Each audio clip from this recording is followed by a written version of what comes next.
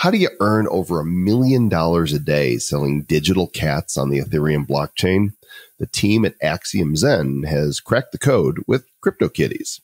Now, we've talked about these crypto-felines on a previous episode, and apparently we aren't the only ones. With over 1,500 articles on the web about this sensation, we wanted to hear directly from some of the people responsible, so you'll know who to blame.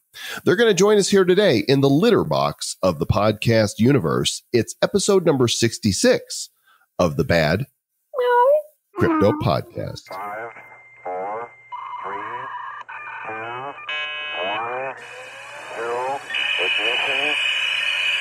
Who's bad?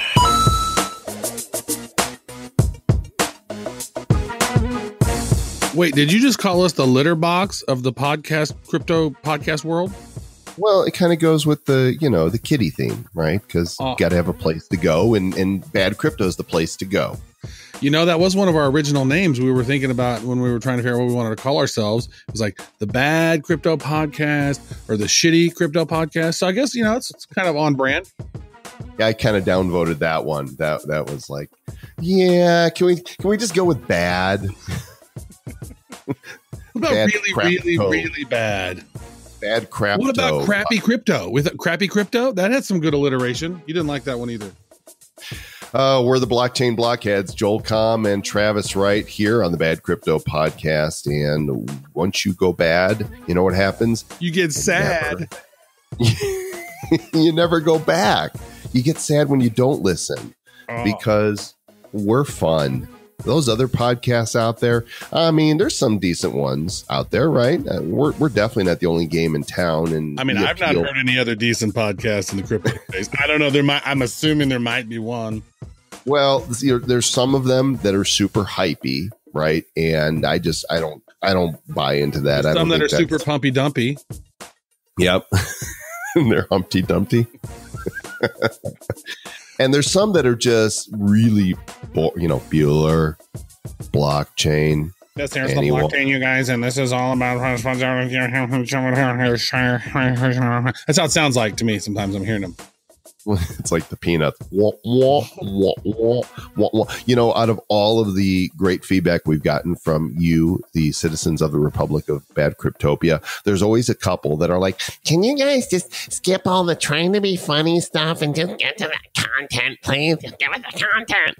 And we're like, you got the wrong show, or just forward a few minutes and you could jump right into the content. But enough people have said to us, hey, we like you guys just being you, that we're just going to keep being us because it works for us. I always like how they go, especially Travis. He thinks he's funny. He needs to shut up. And I'm like, I was like, well, I was checking out all of our listeners and I thought you were the least cool of our listeners. So we're even. You know who's cool? I'll tell you who's cool. The show sponsor for this month. It's the Zilla app. Hopefully you guys have checked this out by now. It's at zla.io/bad. What else would it be? This is the ICO marketplace app where you can browse ICOs, you can upvote them, you can downvote them, you can turn your thumb sideways, you can be like the Fonz. Hey! And so naturally, because of, crowd voting, good ones rise to the top. And if you like certain ICOs, then you can play along where allowed by law using tokens and credit cards. You just tap and away you go. And so be watching for the beta app in the App Store. Go to zla.io/bad. Check that out. And now let's hear what you guys have to say. Bad Crypto voicemail. You have one new message. Hey, Joel and Travis. This is Reese from Toronto. You guys are awesome. Listen to every episode. I have a question. I remember growing up in the 90s during the dot-com boom, and I'm just wondering how you would compare the market size of cryptocurrency to the dot-com boom. Thanks, guys. Stay bad. I just want to say how much I love that we've actually got a tagline, the stay bad thing, when we initially recorded, Travis, I just said that because I didn't know what else to say. And I thought, I wonder if this is stupid. And maybe it is. And it was very, very stupid, Mr. Joel Comm. Yeah. it's caught on, and now we have a thing. Like when we finally do have Bad CryptoCon and have a conference, I could see the whole audience yelling, "Stay bad!" It's going to be great. And hopefully that'll happen in 2018. Anyway, Reese, thanks for the call. We appreciate hearing from you, as we do from all citizens of the RBC. And I got to say that right now, my spidey senses have been tingling just like they did during the first .com boom. I was there, built my first website in the middle of the 90s. And I remember how crazy it was in 1997 to 1999, especially all the way leading up to 2000, where venture capitalists were just going nuts for anything with a .com at the end of it.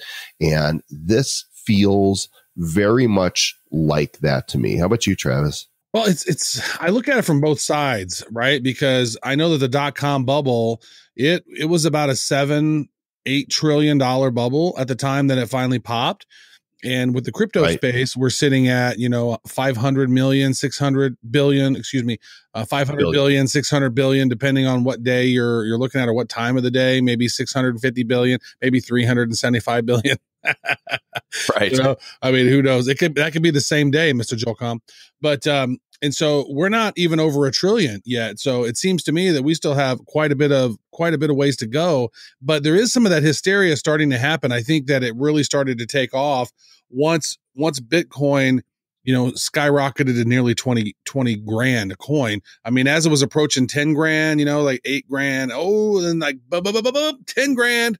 Next thing 14 grand, 17 grand, 19.7. Like, so that's insane. But luckily we had a little downturn. It turned back down a little bit, and now it's going back up, and it's doing what it does. And it's just, it's just another day in the crypto universe. But is it a bubble? Is it the same as the 90s .com bubble? I mean, there was a lot of really bad ideas that was getting funded in the .com bubble. Now, as of right now, there's nearly 1,400 different coins and tokens in the crypto space, and there's a lot of them that are not that good. I mean, I would say that, the top 100 maybe are the best ones. And if you're looking at that, so that's 100, that's 1 out of every 13, right? If you're looking from that math point, which is, what is that? One out of 13 is probably 7% or so. So 93% of them are probably crap. 7% of them are decent, and the cream's going to keep rising to the top. So if you get yourself a solid strategy and you pick the right ones that are most interesting to you, and they actually are solving a problem, and they have a great team and they have great technology, then that's a pretty solid bet in some cases. Because guess what? The .com bubble did, reveal companies like Amazon, Google, eBay. I mean, so there are some really great companies that did make it through the bubble, and there are a bunch that tanked. And so it's kind of the same thing that's going to happen here, it seems like. Hey, Travis and Joel. This is Daniel from London, but now lives in Los Angeles. Guys, I want to say thank you so much for all the hard work that you put into creating this amazing show. A friend of mine that I had not connected with for about almost 10, 15 years had mentioned me about this show. I downloaded like 30 of your episodes and religiously listened to it, and as a result of that, got very interested in the crypto space. So I just wanted to say thank you so much for the education and the tools that you give me, but also thank you very much for giving us a platform to connect with old friends. And now we have this group where a bunch of my old friends from school who I haven't seen for years and years, we meet every week. We talk about crypto-related items and just connect with one another. So it's more than just crypto. It's also about friendship too. So thanks, guys. Keep up the great work. All the best. Happy holidays. Daniel, thank you so much for calling in. Originally from London, now living in LA. That's cool. Daniel, my brother, you are so good to us.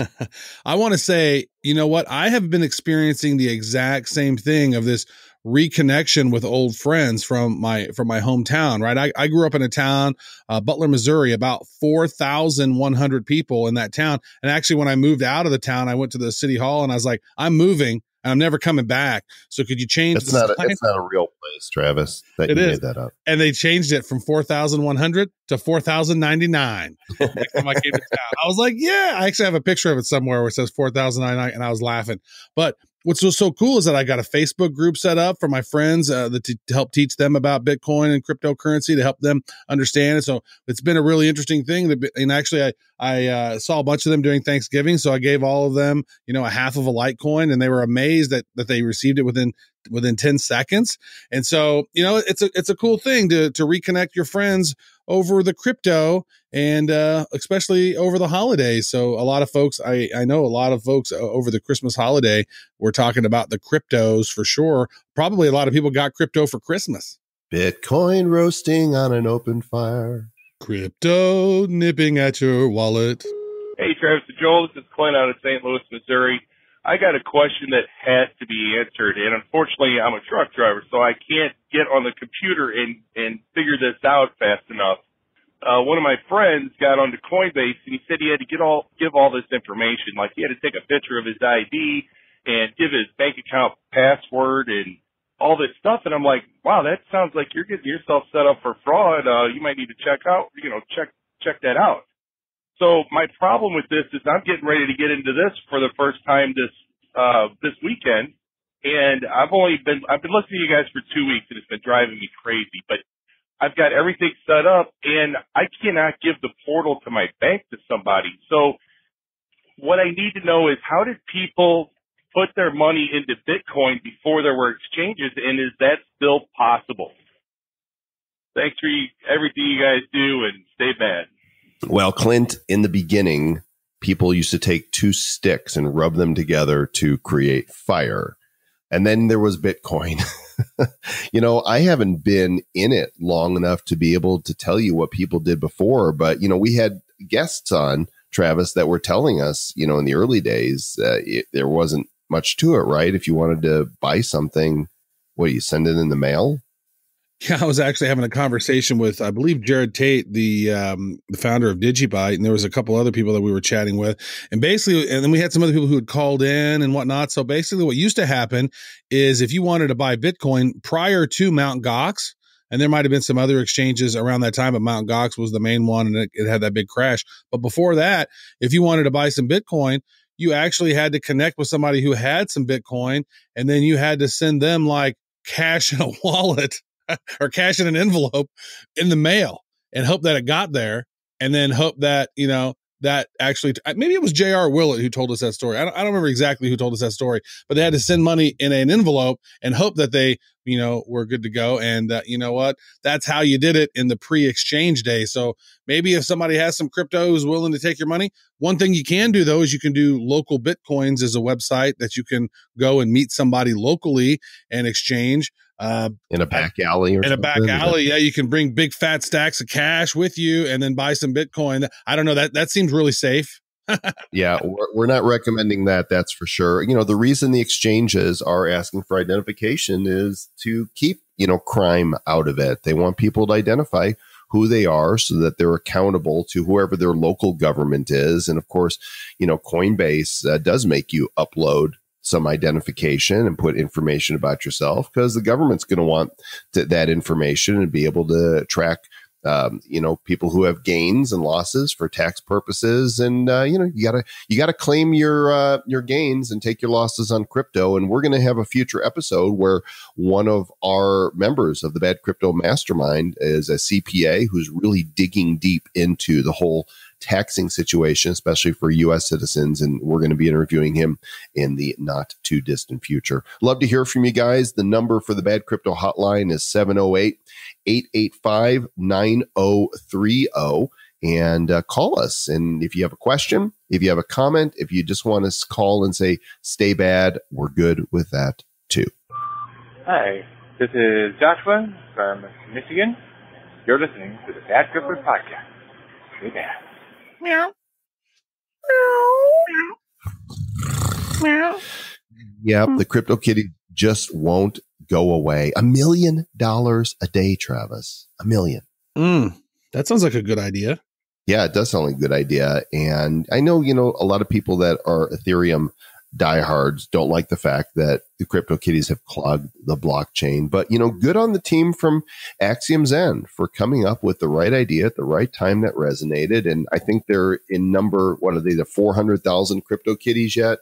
that are out there, not counting the ones that, you abandoned that are forever lost in the digital blockchain? Mm-hmm. I missed you, Kitty.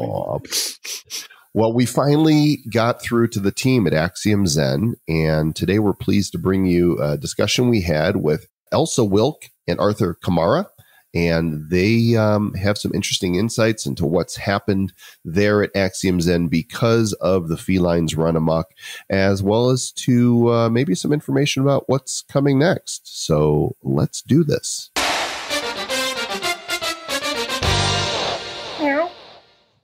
Travis, what are you doing over there, dude? Are you still crypto kittying? I'm trying to summons my lost CryptoKitties.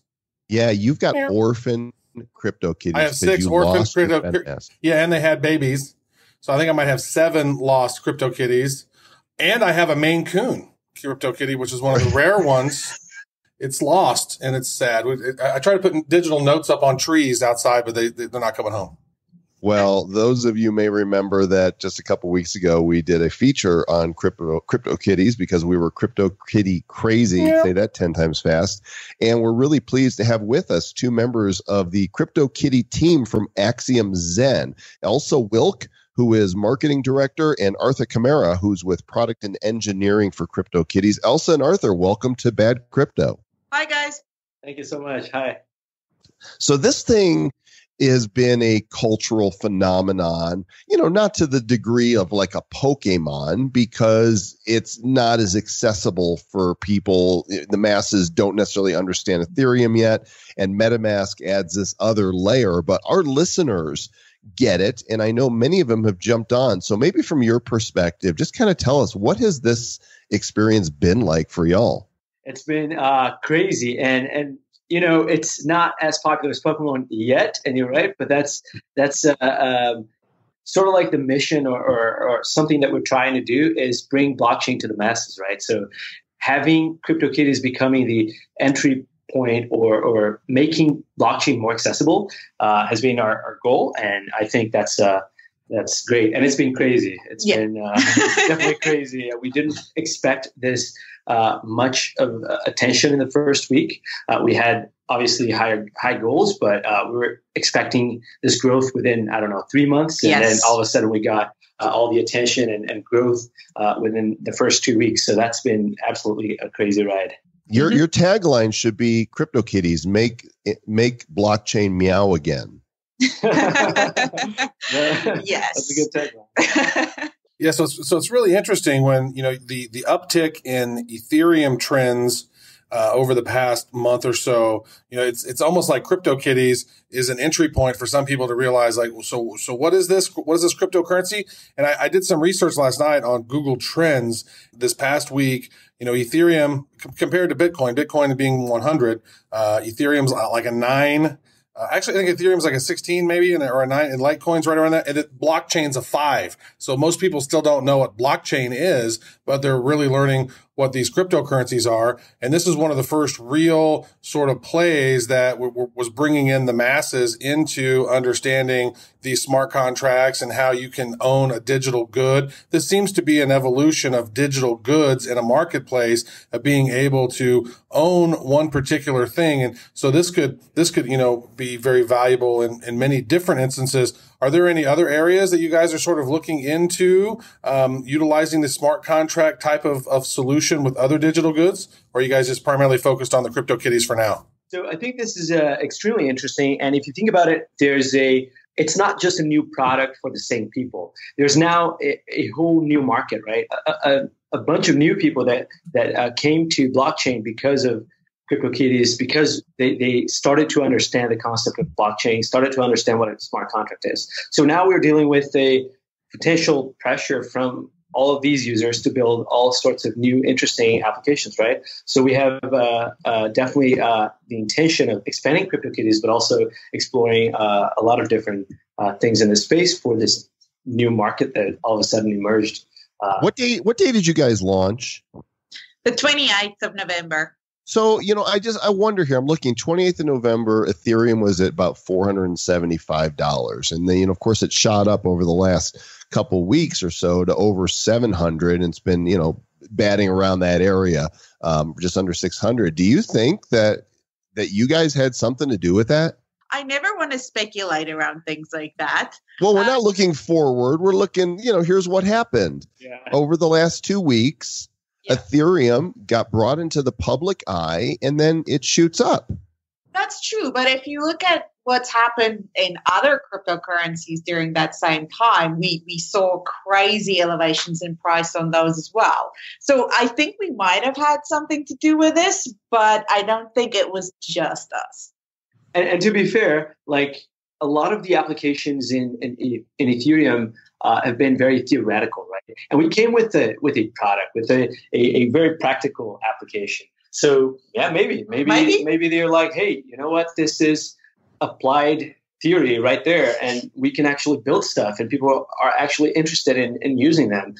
So it might have been a proof that there is a real demand from users, from consumers, to be in this blockchain world that we envision, right? I have a question around the sheer volume of transactions now that are happening on Ethereum, right? It's almost pushing the amount of transactions on the blockchain to the max, right? And so if you go to blocktivity.info, which is a site that basically monitors all the various different blockchains out there, or at least the top, 13 or 15 or so.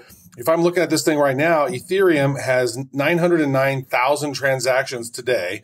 On average, they have about 936,000 transactions a day. Currently, it's at 100% blockchain capacity with 11,000 unconfirmed transactions right now that's in the queue. And Bitcoin is at 100% blockchain capacity with 130,000 unconfirmed transactions. But then you have blockchains that's like BitShares that on its biggest day ever, it did over 1 million. And it's sitting at 0.1% of blockchain capacity. And some of these other ones, I know Stellar has a blockchain, and Steam blockchain, and EOS, and some of these other ones out there that maybe have much more scalability. Is it a possibility for you guys to maybe move this over to a different blockchain if it starts getting too popular? Because if it's clogging up Ethereum, then there's a lot of companies that are trying to use Ethereum that they might not want to use Ethereum because it's so clogged up right now. Right. And at the same time that we brought this proof of, hey, there's real demand, we also brought this problem to the public's attention, right? That there is a scalability issue here to be solved. We've had worse days, right? You're looking at 11,000 pending transactions right there, but we've had 30,000 pending transactions a few days ago. CryptoKitties using up to 30% of the entire network. So that's absolutely crazy. And we definitely are having conversations around scalability. We're not alone in this. We've been talking to people from MetaMask, Infura, and others, and we're trying to solve this problem in the best way possible. But yeah, we're looking into all possibilities, not only Ethereum, but also like side chains or other possibilities that could help us get the scalability we need for things like CryptoKitties, because this is just the first one, but it's not going to be the only one, right? So we have to solve this issue. Ethereum has kind of become the litter box with the internet, with all the cats running around. So, what you just said actually leads to my next question. I remember back in 2008 when we released, my company released the iFart app for the iPhone. Within the next year, there was 200 copycat apps that tried to, basically leech off of that novelty. And so I'm sure that there have to be developers all over the place that are coming up with various permutations of novelty applications and digital assets that they can sell on blockchain. So digital, crypto doggies, crypto puppies, how soon? You guys have to be working on that, right? Well, we are exploring many options right now, but it's not just us. We're already seeing people in the greater ecosystem trying to build things like that. Copycat products coming out. They're not ready to go to market yet, but they're building right now like crazy. I can promise you that. And most of them will fail. Most of them will never get anywhere because they weren't the first to market with this. But you guys now have a brand. Yeah, absolutely.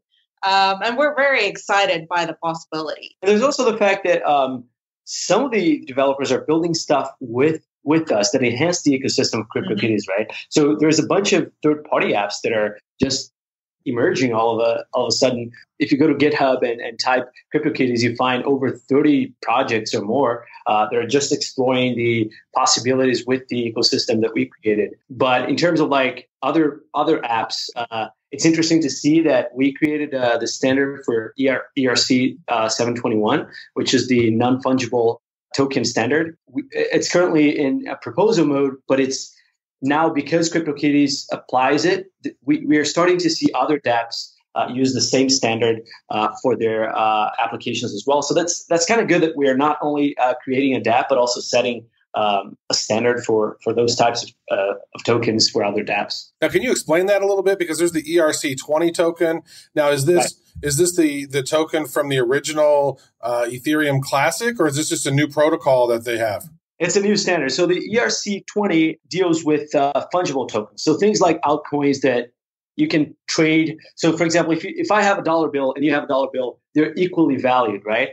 So that's what the ERC20 token 20 standard is about. But the ERC 721 is about non-fungible tokens. So those are tokens that you can't divide, and they're different in value. So my kitty is different than your kitty. I may consider mine prettier, and therefore it has a higher value to me, and you might consider yours better for some other reason, like a special trait, or it's a fancy kitty, or whatever it is.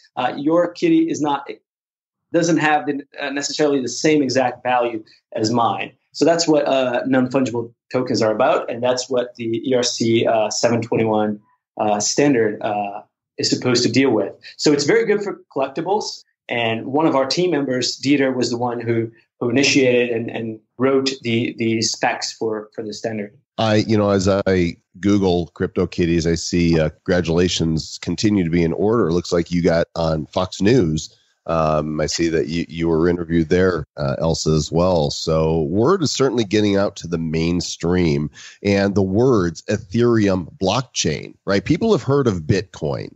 And it's starting to get out there. Most people by now have heard of Bitcoin, but Ethereum, it's like another word, another thing we have to learn. And this is probably the project that's bringing that awareness for the first time. Yep, I do believe that is true.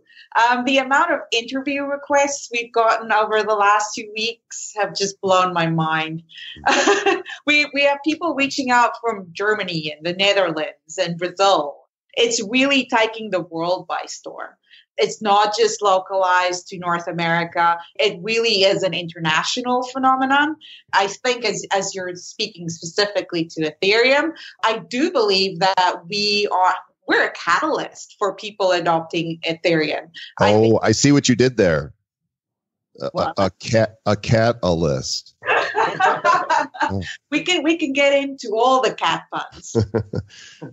Well, I guess you're everywhere probably but China, right? Because if it was China, this would be a dining site. They'd be saying which is the tastiest. I'm kidding. It's a joke.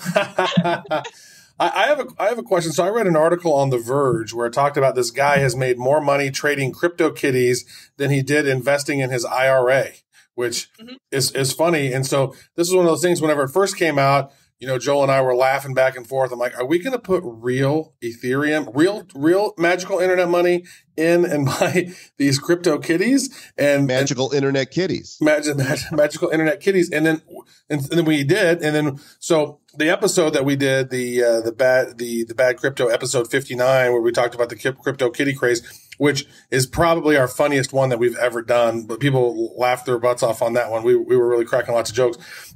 So it was interesting where people are spending real money, but then it's kind of like an investment because, if you get the right kind of kitties, which I was set myself up. I had myself a Maine Coon that was like a level 5 or something, right? A Gen 5. And so there was only 90 of them in existence at that particular time, right? So I was set up, and then my computer crashed, and then I lost my CryptoKitties. And so they're all set. Are you looking for Source Pity, Travis? I'm not looking for crypto sympathy. No, like are they orphaned? What's going to happen to my CryptoKitties that are lost in La La Land? Are they going to be able to find a new home someday? Well, I hope that you backed up your wallet. Yeah. would still have your kitty. That's true. Well, I installed MetaMask. I wrote down the 12-digit key, the seeds, but they never repopulated. So I didn't back them up. Travis. I'm out of luck. Your kitties are gone. They're going to starve to death. It's a good thing they're not like Tamagotchis that need to be fed. They'd be all dead right now. That's true. They would die away. Yeah. It's funny because there was a newspaper from Argentina.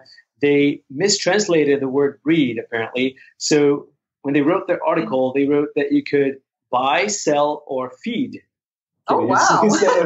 instead of breed kitties. But in fact, you can't feed them. You can breed them, but not feed them. I'm trying to shove a sandwich into my screen to feed them. It's not working. So how about some tips for those that want to be like this guy who's making more than he made with his IRA? What are some strategies for CryptoKitties that people can use to be profitable? Well, you have to do a little bit of research first. I would say that it's interesting. I've noticed a couple of sites over the web, and there's a lot of them in Russian and interesting languages that all have developed these strategies around trying to become dominant in a specific gene and have certain attributes that they're breeding. So there's various people taking different strategies.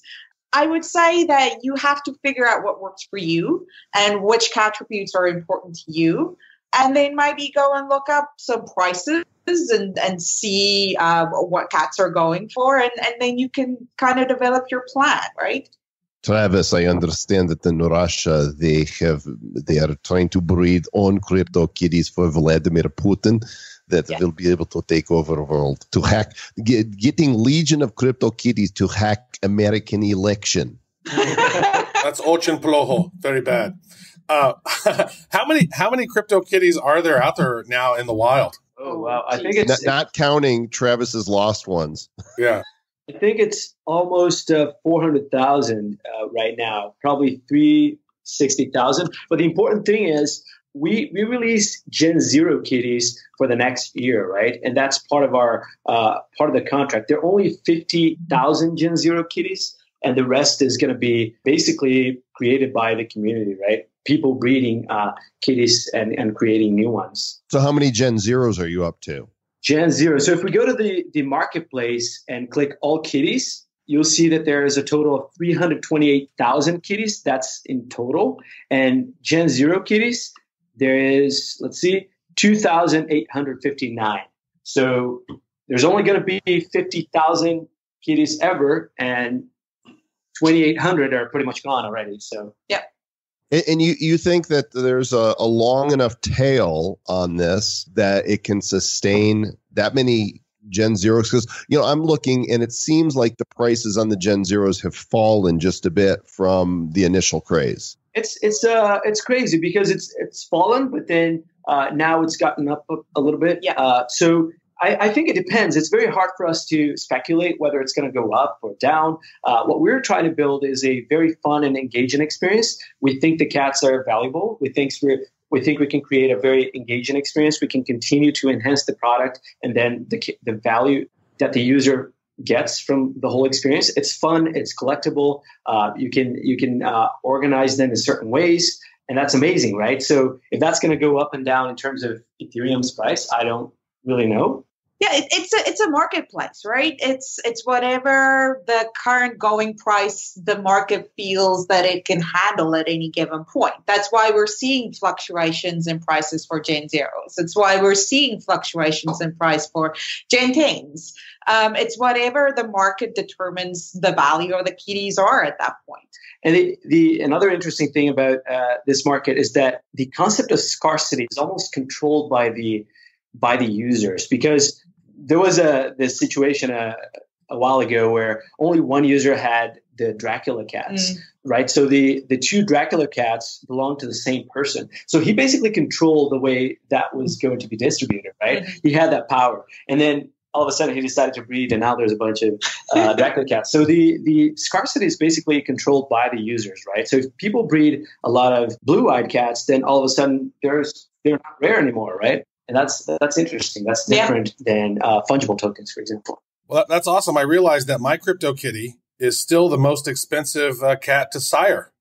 That's nice. So if you click on it, you see the most expensive kitties to sire is the Bad Crypto Podcast kitty, which is But great. you'll never get anything from that because you've lost that wallet. That's true. But we did get some advertising, I guess, out of that from while it's been sitting up there wanting to be sired. So desperately. Maybe I should put Bad Crypto Joel out there.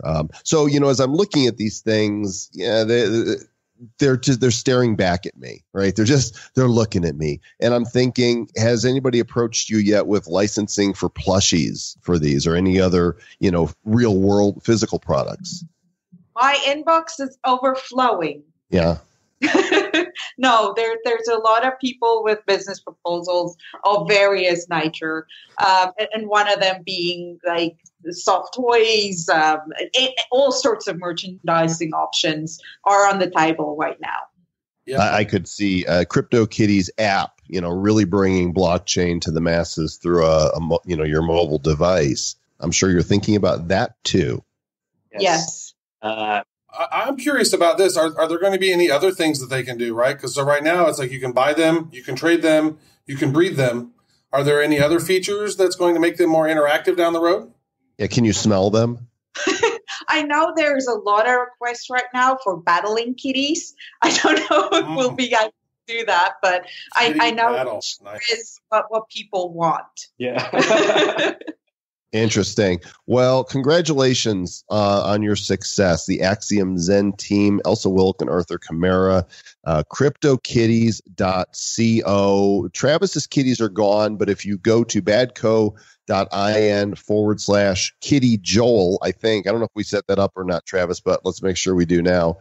You'll be able to see the Bad Crypto Kitties that I've got set up to sire there, and they want to have your babies. So come check that out. And thanks again for joining us today, gang. Thank you so much. Thank you so much. Travis, didn't you say that there was like another digital asset novelty that was getting ready to launch soon from somebody else? Yeah, I read on Reddit that there's one called Cryptulips that's popping up. And there's also one Neo. Tulips are popping up. Yep. Is that what Yeah, that's what I did. And then also Neo is having like Neo pets. I think they're going to have Neo puppies or something. So yeah, so people took the bad crypto. They took the CryptoKitties thing and they're running with it and creating all different types of little sort of collectible type things. So they started a trend. If the blockchain was brought down completely, and crypto went no further because of the rise of these novelties that are clogging it up and nobody could do any legitimate transactions. Right. It's the pets.com of the crypto bubble. How did civilization end? It started with a kitty. Yeah. Remember that the pets.com, they lost $147 million in their first 9 months of 2000 back in the day. That was so hilarious. I have a sock puppet though. I have the original one in the box. He's a little collectible. The original item. pets.com one? Yep, I sure do. Nice. With the microphone? Yeah.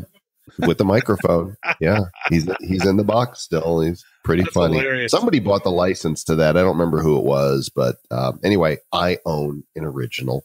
So anyway, thanks for listening to the Bad Crypto Podcast. If you haven't yet subscribed, please do. And if you haven't yet reviewed, we love your reviews. Please take a minute to write an honest review wherever it is that you listen to the show. It really does mean a lot to us. And then share the show with somebody that you want to get interested into the crypto space. And they'll either love you or hate you. We don't know which. Probably hate you.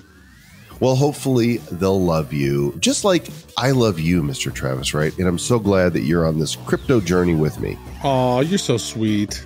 I say the sweetest things. Hey, y'all out there, we do love you. You matter to us. Make wise investments if you're going to invest at all. And until next time, stay by it. Who's bad? The The Bad Crypto Podcast is a production of Bad Crypto LLC. The content of the show, the videos, and the website is provided for educational, informational, and entertainment purposes only. It's not intended to be and does not constitute financial, investment, or trading advice of any kind. You shouldn't make any decisions as to finances, investing, trading, or anything else based on this information without undertaking independent due diligence and consultation with a professional financial advisor. Please understand that the trading of Bitcoins and alternative cryptocurrencies have potential risks involved. Anyone wishing to invest in any of the currencies or tokens mentioned on this podcast should first seek their own independent professional financial advisor. My throat is just so full of the phlegm.